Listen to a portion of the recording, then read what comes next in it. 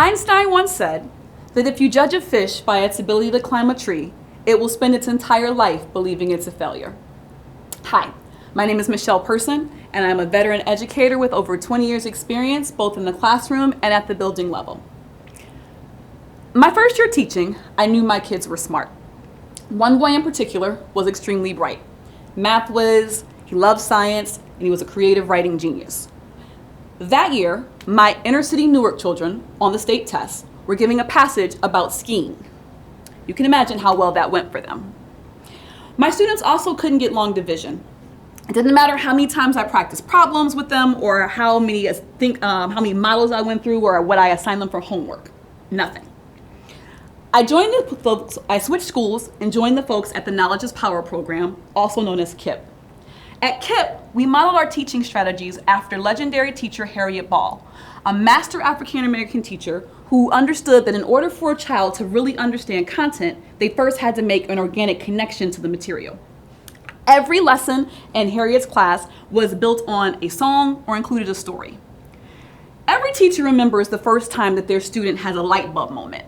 That moment that after you've spent all your time planning your lessons, you see a light come on and you know your kids get it. When I was working at KIPP, I began to see those moments on a more regular basis. And I also began to understand why I wasn't seeing them before. My kids were not making authentic connections to the content.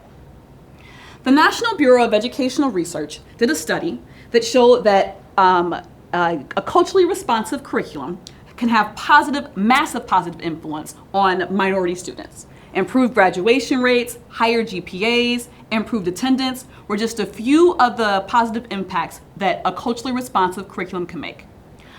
I wanted to create a program where my students felt seen, where they were empowered, and where I could see that light bulb on a daily basis.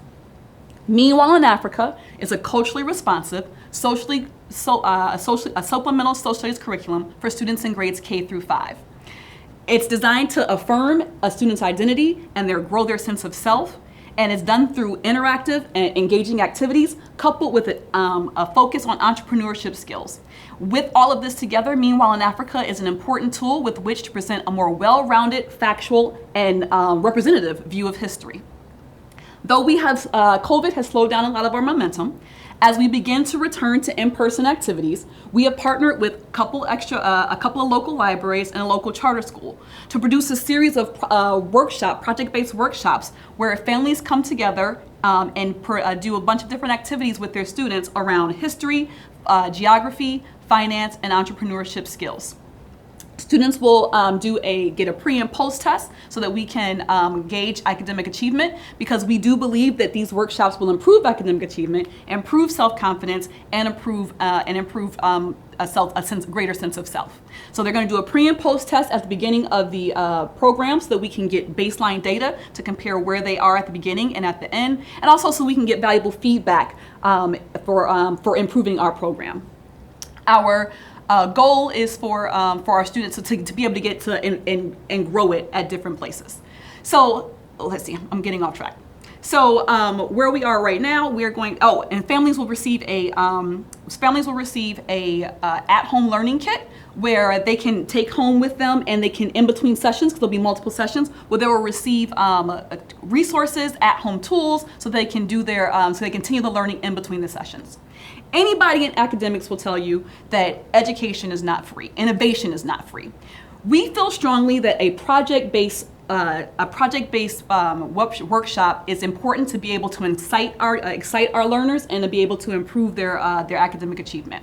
So with the money from Accelerate, we will be using to purchase materials and like Mod Podge and clay and flash drives, Chromebooks, whatever they need to make sure that they have everything they need and only have to bring themselves and a desire to learn to the program.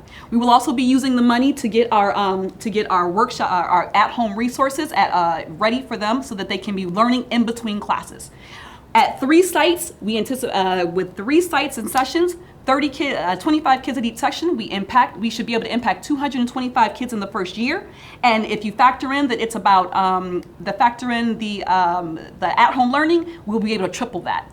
Help me teach our children that though they may be fish, they are not failures. Thank you.